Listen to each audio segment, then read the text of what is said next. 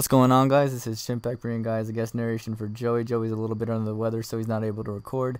But I got a ladder game against LiberalLucario. This was a pretty solid game. Looking at his team, he has Magneton and Dugtrio as his trappers, which can definitely put in some work. So right here, I'm going to lead out with Crocodile. I know that superpower can kill this thing, and he might want to stay in, so I'm just going to go for the superpower. I do have a few switch-ins for his Granbull, so I actually only have one switch-in, but it's fine because it's Jirachi. Granbull can't really do too much unless it has T-Wave or Earthquake, which they do carry, but I doubt that he would want to go for that immediately. So I'm going to switch out into Jirachi, as he does switch out into Dugtrio immediately. Now he knows that I'm Scarf because the hail hit me first, so I'm just going to go for the U-turn. I can't lock myself into Iron Head early on in the game because he does have a Magneton.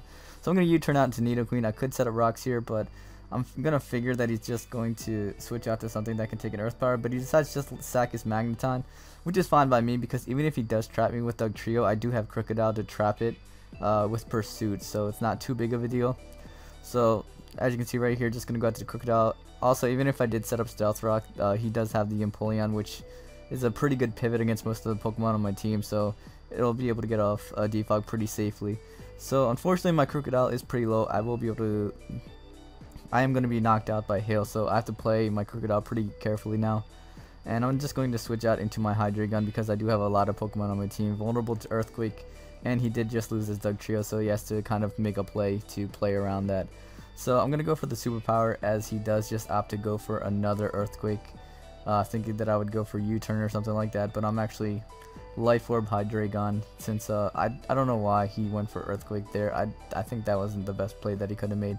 So right here I'm going to go for Draco Meteor, expecting him to stay in. Dark Pulse probably would not have been able to knock out the Abomasnow at that range. So right here I'm going to switch out to Jirachi, as he does unfortunately miss a play rough. That wouldn't have done too much damage anyway. And at this point I am just going to go for the Trick, because I don't really need the speed for anything unless he is Scarf Chandelure, and even if he is Scarf Chandelure, Iron Head is not going to deal too much damage anyway.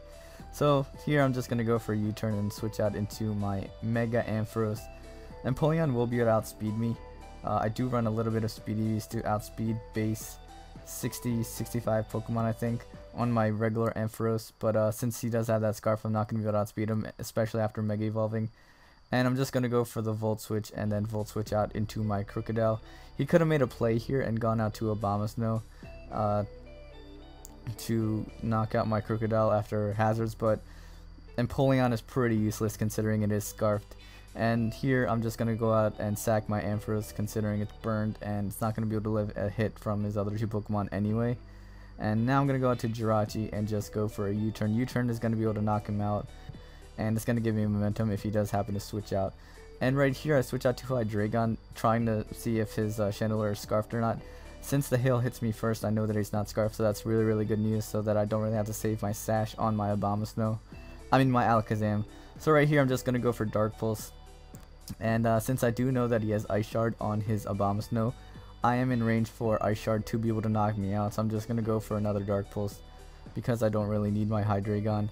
But he is just going to rest up there and heal up to full. Flinch right there would have been absolutely amazing for me, but I don't get it. And I'm just going to repeatedly go for Dark Pulse because, like I said, I'm in Ice Shard range and I don't really need this Hydreigon, considering that I'm in Ice Punch or Ice Shard range, and he is going to get the 33% chance to hit me with Play Rough with the Sleep Talk. His last move is probably Heal Bell, Thunder Wave, or Earthquake. So I'm going to go out to Crocodile. I thought this Earthquake was a roll, but I guess he took that pretty comfortably, and he's able to Sleep Talk another Play Rough, and he's going to be able to knock me out. And now I'm just going to go out into my Alakazam and go for a Psyshock, knock it out. And since I do still have my stash intact, I should be able to comfortably take a hit from either of his two Pokemon, knowing that Chandelure is not Scarfed. So he does go for Shadow Ball. I live with my stash, and I'm able to go for another Shadow Ball to be able to knock it out. Just going to go for Psyshock there, just in case you want to switch out to Abomasnow, because I'm pretty sure Psyshock would have been able to knock it out at that range. Even if it wasn't, Jirachi would have been able to knock it out with Iron Head. So I'm just going to finish it off with Iron Head, and that is going to be the game. Hope you guys enjoyed. Check out my channel if you guys want to see more. Wish Joey some good health, and I'll see you guys next time. Peace.